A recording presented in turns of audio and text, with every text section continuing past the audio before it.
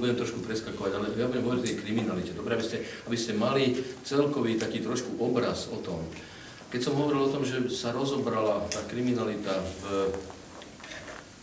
na Slovensku veľmi podrobne za rok 2013, ja si fakt skutočne nepamätám, že by sa tak podrobne bola rozoberala kedykoľvek v minulosti, tak je 53 policajných okresov. Politických okresov je 73, ale policajných okresov je 53 na Slovensku. My sme radi, že taký malý okres relatívne, ako je Šala, má svoj policajný okres. Na rozdiel napríklad od okresov Zlaté Moravce, Piešťany, Hlohovec a podobne. Nemajú svoje policajné okresy.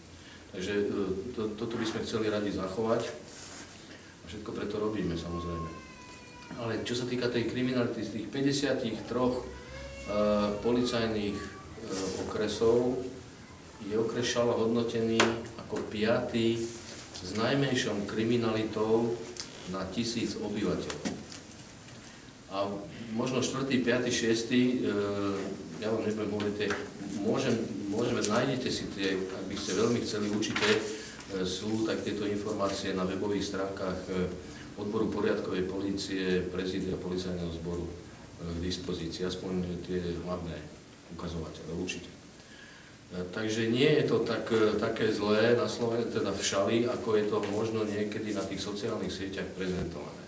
Keď už hovorím o sociálnych sieťach, dovolte mi povedať jednu vec, že ja osobne sa nikdy nedám zatiahnuť na debaty na sociálnych sieťach.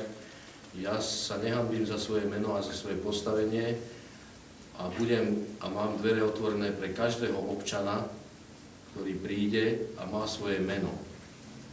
Ale s nejakým váhom 66 a podobne ja debatovať nebudem. Toto aby bol jeden z tých odkazov, ktorý tu chcem povedať za celé okresné riaditeľstvo policajného zboru v Šali.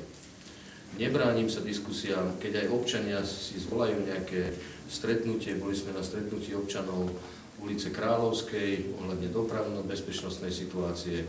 Nemám problém, zobral som tam dopravného inžiniera, boli sme na stretnutí občanov.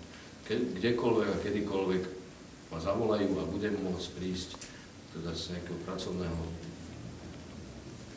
keď nebudem mať iné pracovné povinnosti, tak rád príde. Čiže tá kriminalita v okrese Šala nie je taká hrozivá, ako sa možno niekde prezentuje.